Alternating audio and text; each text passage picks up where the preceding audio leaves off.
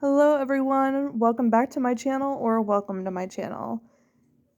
If you're new here, we like to discuss the history behind some of the most haunted places in America. And today's video takes us about an hour away from Little Rock, Arkansas, in a town called Monticello. Although the city is known for the original location of the college and cultural benefits, it is also well known for the Allen House. The Allen House was built in 1906 by a man named Joe Lee Allen. Him and his wife, Caddy, had 3 daughters, Lonnie, Liddell, and Louie. On Christmas of 1948, the Allens were having a family get-together. Liddell, one of their daughters, went downstairs to make herself a plate of food and some punch. She went upstairs to the master bedroom, where she attempted to take her own life. She didn't immediately die, but she did pass away 8 days later. The room where Liddell passed away was locked up by her mother and was not opened again for 37 years due to the fact that her mother believed her spirit was still in there. Years went by and there was no information on why Liddell would have taken her own life. As the Allen family passed, eventually, the house was divided into apartments. And not long after, the paranormal stories began. Most people claim that they can see a woman standing in the window of Liddell's closed-off bedroom. And in 2005, Mark and Rebecca Spencer moved their family from Oklahoma to Monticello. While exploring the town and admiring all of the old buildings, they stumbled across the Allen House.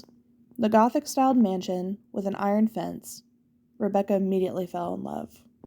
They bought the house, but soon after moving in, they started to experience the truth behind the Allen House.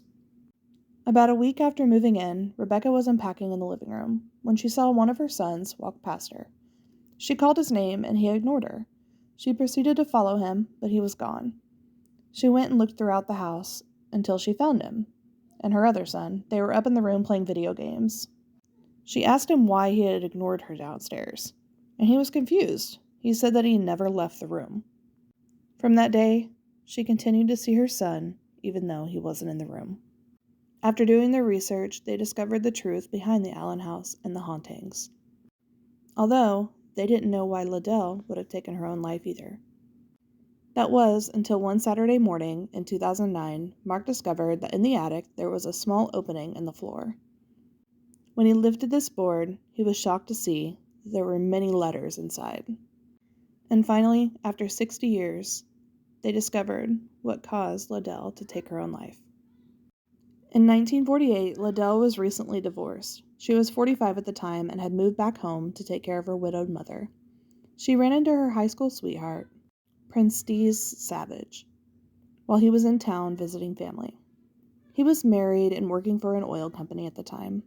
The two wrote letters back and forth for months, and they soon planned for Savage to leave his wife to be with Liddell. The two planned to run away together on Christmas. They even took a road trip together, with promise of a future, but after months of back and forth, he was unable to leave his wife, due to his reputation. This devastated Liddell. That Christmas night, the night that the two were supposed to run off together, she went up to her room with food and a glass of punch. She ended up poisoning herself with mercury cyanide. Back then, mercury cyanide was able to be pulled from over the counter. It was used to treat syphilis. In small doses, it shouldn't have caused harm, but due to the fact that she was trying to take her own life, she took more than well needed.